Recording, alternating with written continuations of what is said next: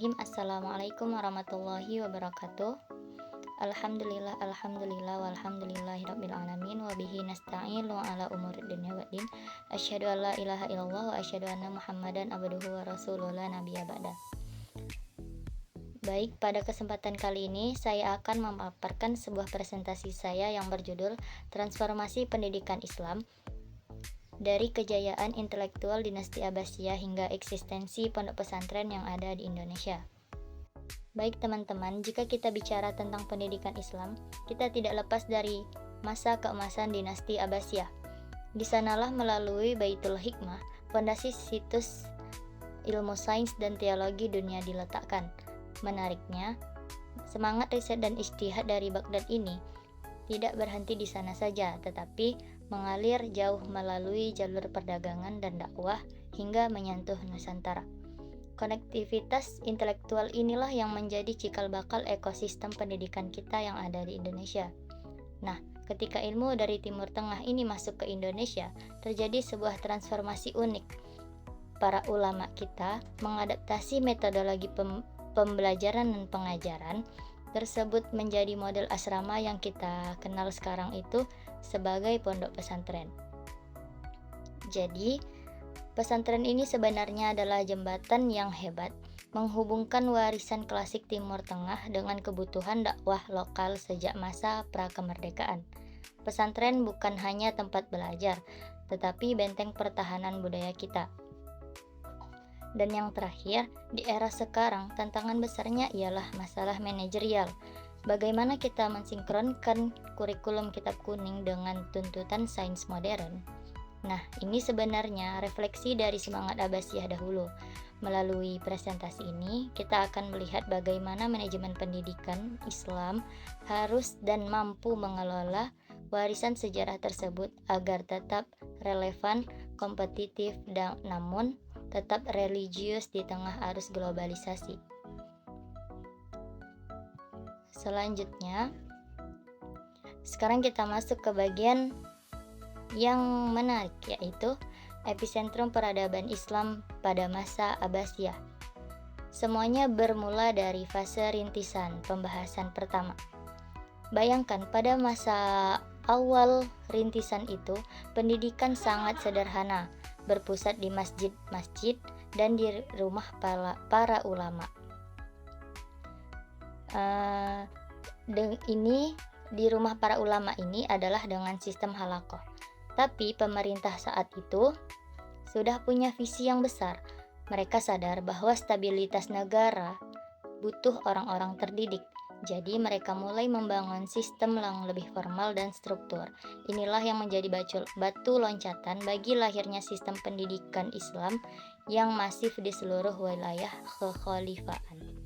Nah, puncaknya terjadi pada masa apa? Terjadi pada masa keemasan atau the Golden Age. Pada era ini, Islam benar-benar menjadi pusat gravitasi ilmu dunia. Di bawah khalifah ini, di bawah Khalifah Al-Ma'mun, ada sebuah institusi luar biasa yang bernama Baitul Hikmah. Ini bukan sekedar perpustakaan besar teman-teman, tapi ini adalah laboratorium riset internasional. Mereka menerjemahkan karya-karya hebat dari Yunani, Persia, hingga India secara sistematis. Apa hasilnya? Hasilnya terciptalah ekosistem pendidikan yang sangat inklusif, di mana ilmuwan dari berbagai latar belakang berkumpul untuk berinovasi. Lalu apakah rahasianya? Nah, rahasianya ada pada manajemen pendidikan yang sangat rapi. Mereka berhasil menggabungkan ilmu syariat dengan ilmu filsafat dan eksakta dalam satu kurikulum. Para pelajar diberi kebebasan berpikir yang luas untuk tetap disiplin dan profesional. Dari sistem inilah lahir para jenius atau polimatik yang menguasai banyak bidang ilmu sekaligus. Warisan inilah yang sebenarnya menginspirasi model universitas modern di barat yang kita kenal sekarang. Jadi bisa kita lihat bahwa kualitas manajemen dan keterbukaan adalah kunci kemajuan kita di masa lalu. Baik, mari kita bedah lebih dalam tentang Baitul Hikmah. Bayangkan sebuah tempat yang menggabungkan perpustakaan internasional, pusat penerjemahan sekaligus akademi riset dalam satu atap. Apakah luar biasa? Ya, sangat luar biasa. Khalifah Harun al-Rasyid dan Al-Ma'mun sangat serius dalam mendanai lembaga ini. Ada satu cerita yang menarik, yaitu para penerjemah di sana konon dibayar dengan emas seberat buku yang mereka terjemahkan. Ini membutuhkan biaya yang sangat besar dan membuktikan bahwa saat itu negara menganggap ilmu pengetahuan adalah aset kedaulatan yang paling berharga. Menariknya lagi, lembaga ini sangat inklusif. Ilmuwan dari berbagai latar belakang agama dan etnis bekerja sama melakukan kritik ilmiah, bukan sekedar menerjemahkan kata demi kata. Namun disinilah metodologi riset modern yang berbasis observasi dan eksperimen benar-benar lahir. Lalu, apa dampaknya untuk dunia modern kita sekarang? Dampaknya ialah warisan intelektualnya yang sangat masif. Pada bidang kedokteran, kita punya Ibnu Sina yang bukunya menjadi standar kedokteran di Eropa selama berabad-abad.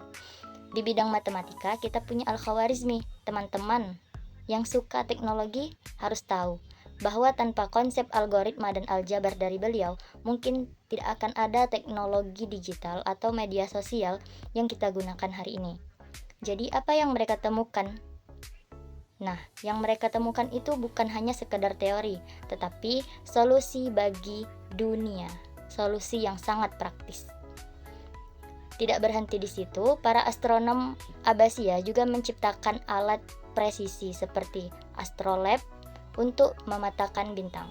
Secara filosofis, mereka juga yang membangunkan dunia barat melalui gerakan Renaissance dengan cara mensinkronkan logika dan rasionalitas.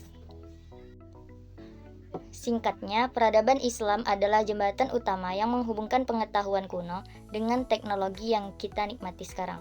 Sebagai mahasiswa manajemen pendidikan, kita harus meneladani satu hal, bahwa tata kelola ilmu yang terbuka dan kolaboratif adalah kunci utama untuk menciptakan warisan yang abadi.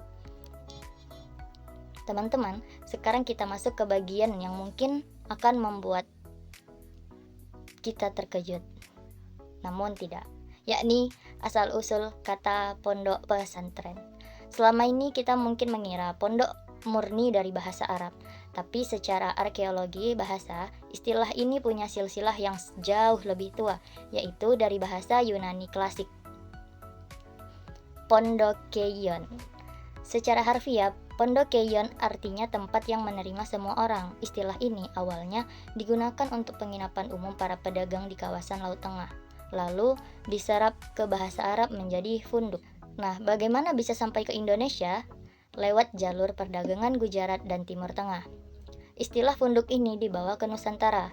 Namun, di tangan para ulama kita, maknanya mengalami spiritualisasi yang tadinya hanya tempat penginapan komersial berubah menjadi tempat yang suci untuk menuntut ilmu. Fenomena ini membuktikan bahwa kita punya akar sejarah yang melintasi peradaban besar dunia dari Yunani, Arab, hingga Nusantara. Secara manajerial, ini poin pentingnya. Filosofi Pondokeion adalah sesuatu yang sangat relevan dengan sifat pesantren yang egaliter. Dari dulu sampai sekarang, pesantren jarang menolak santri hanya karena latar belakang, maupun dari ekonomi, maupun sosialnya. Konsep menerima semua orang ini bertransformasi menjadi sistem asrama yang menekankan kesetaraan. Jadi, ketika kita menyebut kata pondok, sebenarnya kita sedang merayakan sebuah nilai inklusivitas yang sudah berumur ribuan tahun. Selanjutnya, setelah tadi kita membahas sisi pondok dari Yunani, sekarang kita lihat istilah pesantren yang ternyata sangat kental dengan nuansa Nusantara. Secara bahasa, kata pesantren berasal dari kata santri yang diberi awalan pe dan di akhiran an, artinya tempat para santri. Tapi dari mana kata santri itu? Ada teori kuat bahwa ia berasal dari bahasa Sanskerta, yaitu sastri, artinya seorang yang mahir membaca kitab suci. Seseorang yang mahir membaca kitab suci. Teman-teman bisa bayangkan, Para ulama dulu sengaja memaknai istilah yang sudah akrab di telinga masyarakat Hindu-Buddha agar budaya saat itu budaya dan dakwah Islam tidak terasa asing di agama Hindu dan Buddha. Ini adalah strategi manajemen komunikasi yang sangat halus dan cerdas. Selain dari Sanskerta, ada juga jejak bahasa Jawa kuno, yaitu cantrik. Dalam tradisi asrama kuno yang disebut Mandala, cantrik adalah murid setia yang selalu mengikuti gurunya. Pola hubungan kiai dan santri yang kita lihat sekarang sebenarnya adalah transformasi dari tradisi cantrik tersebut. Strukturnya tetap dipertahankan, tetapi isinya diubah menjadi nilai-nilai tauhid. Inilah yang kita sebut sebagai pribumi Islam. Para ulama kita berhasil mempertahankan bungkus lokal tetapi menyuntikkan isi ajaran Islam tanpa menimbulkan guncangan budaya. Apa pelajaran manajerial untuk kita sekarang? Ya, pelajarannya ialah inovasi harus berpijak pada kearifan lokal. Jika kita ingin membangun institusi pendidikan yang besar, kita tidak boleh tercerabut dari akar budaya masyarakat. Budaya masyarakatnya. Nah, itulah yang membuat pesantren menjadi benteng budaya yang autentik di Indonesia hingga detik ini. Baik teman-teman, sekarang kita masuk ke babak sejarah pesantren di tanah air. Semua ini dimulai dari fase rintisan Wali Songo pada abad ke-15. Para wali ini bukan hanya sekedar penyebar agama, namun mereka juga manajer sosial yang hebat. Mereka mendirikan pusat pembelajaran yang bernama pesantren untuk mencetak kader dakwah. Sosok kuncinya ialah Sunan Ampel di Surabaya. Beliau meletakkan batu pertama manajemen pesantren modern melalui pesantren Ampel Denta. Di sana beliau menggunakan pendekatan kultural, yakni memakai seni dan tradisi lokal sehingga Islam masuk di hati masyarakat tanpa konflik. Nah, inilah alasan mengapa pesantren bisa menjadi institusi yang paling tertua, yang paling kokoh di Indonesia. Namun sejarah pesantren tidak hanya belajar di kelas pada masa penjajahan. Pesantren bertransformasi sebagai benteng perlawanan budaya pada masa kolonial Belanda. Para kiai dan santri itu menjadi kelompok oposisi yang paling konsisten. Pesantren bukan lagi sekadar tempat mengaji, tetapi menjadi basis militer rahasia dan pusat strategi perang.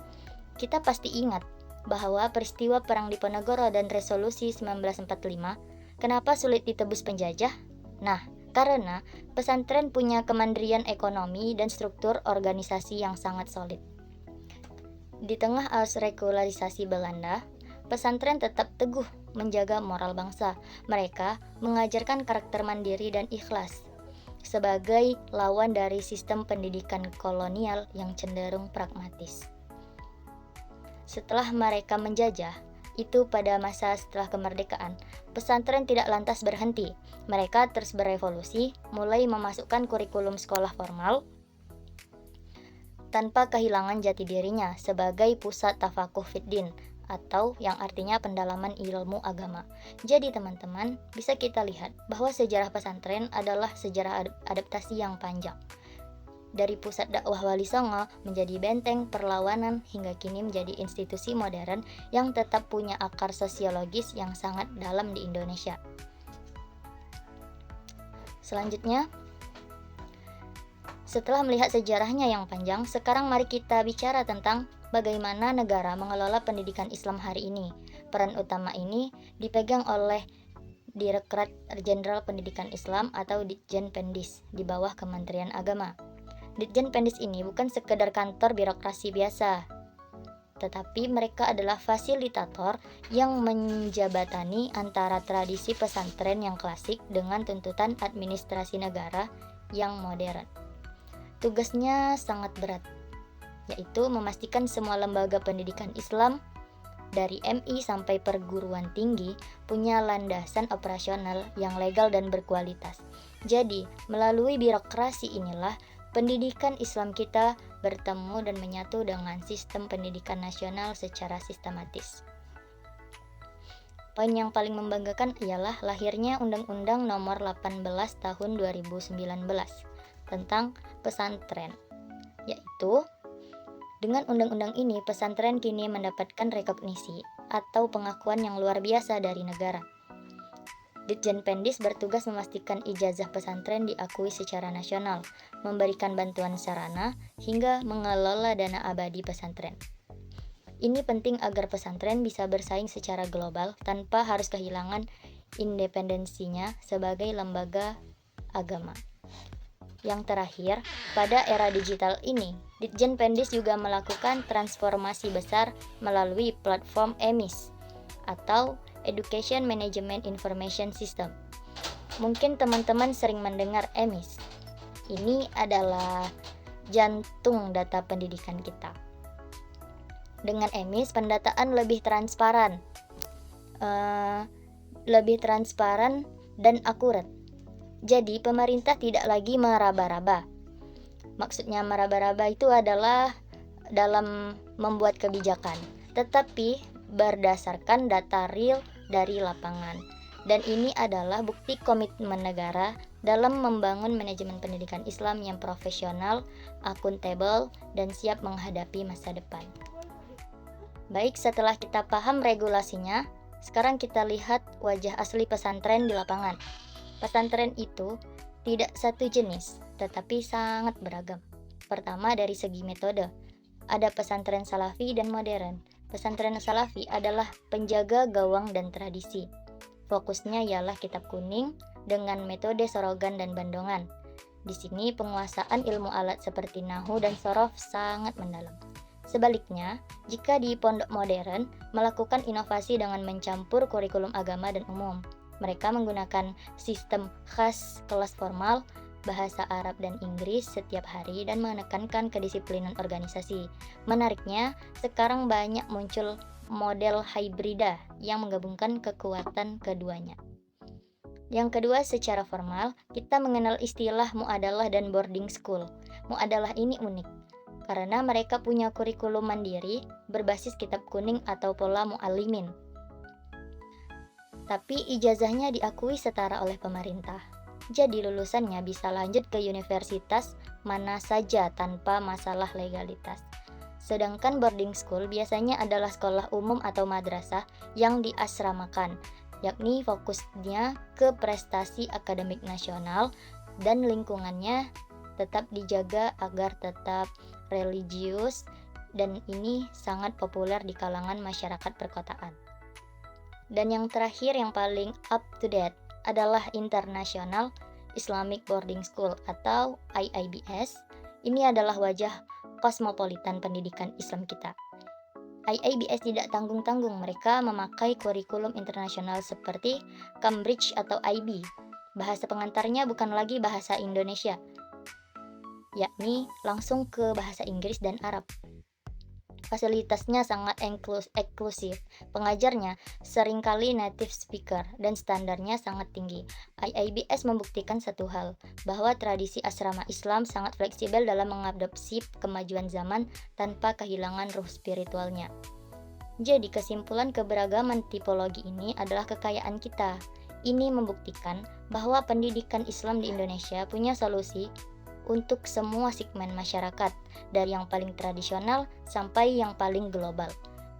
Mungkin ada yang bertanya, kenapa ada madrasah, ada sekolah Islam terpadu? Nah, ini adalah keunikan sistem sekolah yang ada di Indonesia. Pendidikan Islam kita berada di bawah naungan dua payung besar, yaitu Kemenak dan Kemendikbud. Yang pertama ialah lembaga di bawah Kemenak. Ini adalah rumah bagi madrasah seperti MI, MTS, MA, dan pondok pesantren. Disinilah porsi pendidikan agamanya jauh lebih besar, karena Kemenak punya wewenang penuh mengatur kurikulum, mencetak hasil, dan ahli agama agar tetap punya kompetensi nasional. Tapi di sisi lain ada sekolah yang berada di bawah Kemendikbud, seperti SD Islam atau SMA IT. SMA Islam Terpadu. Sekolah-sekolah ini mengikuti kurikulum nasional secara penuh, tetapi mereka memberikan sentuhan penguatan nilai Islam melalui jam tambahan atau program asrama. Jadi, fokusnya adalah pencapaian standar nasional pendidikan umum, namun tetap menjaga integrisasi spiritualitas siswa. Sebenarnya dualisme ini bukan masalah, melainkan kekayaan. Orang tua punya banyak pilihan sesuai kebutuhan anak mereka.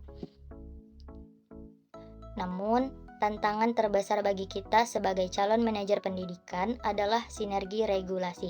Jangan sampai ada tumpang tindih antara aturan yang memberatkan sekolah.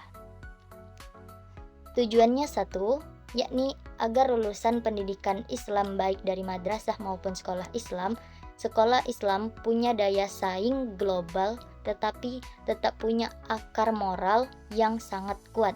Dengan pemetaan yang jelas antara Kemenak dan Kemendikbud, kita bisa menciptakan generasi yang tidak hanya religius, tapi juga intelektual secara harmonis. Baik, dan yang terakhir ada kesimpulan dan saran. Adapun kesimpulannya ialah pendidikan Islam yang berakar dari kejayaan Abbasiyah hingga menjadi pesantren di Indonesia membuktikan bahwa manajemen yang inklusif dan adaptif adalah kunci kelestarian moral bangsa.